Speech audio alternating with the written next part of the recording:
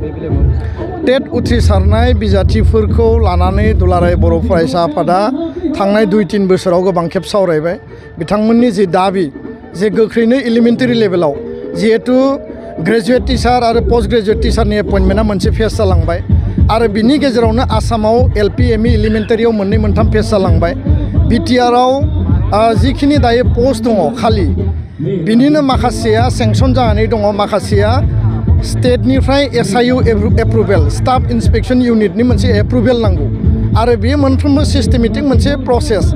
दा बे एसआइउनि एप्रुभेलखौ गोलाव समनिफ्राय गिबि मन्थ्रि सोलोंथाइ मन्थ्रि आसाम सरकारनि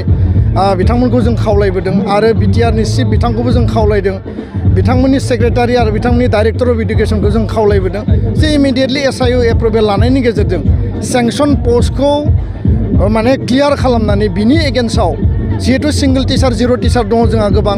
आरो प्राय 5-6 हाजारनि बारा टेट क्वालिफाइड टिचार दङ 6 शिड्युल स्पेशल टेट जालांबाय दा गोदानै टेट खुंनायनि बाथ्रा गैया फार्स्ट एन्ड फरमस्ट डिउटिया जाबाय टेट क्वालिफाइड बिथांमोनखौ एपइन्टमेन्ट होनांगौ 0 टिचार सिंगल टिचारखौ जोङो एपइन्टमेन्ट होनानै बर' मिडियाम आरो गुबुन मिडियामनि जि मादार टां मिडियामनि स्कुल दङ बेखौ गोख्रों स्ट्रेंथेन खालामनांगौ क्वालिटि इमप्रुभ खालामनांगौ आरो जोंनि यां जेनेरेसन जायफोर क्वालिफाइड टिचार जायफोर टेट पास जानानै दं बिथांमोना साख्रि मोननांगौ दा बेखायनो जों खावलायदों आरो बिटिआरनि चिफ बिथाङा बुंदों जे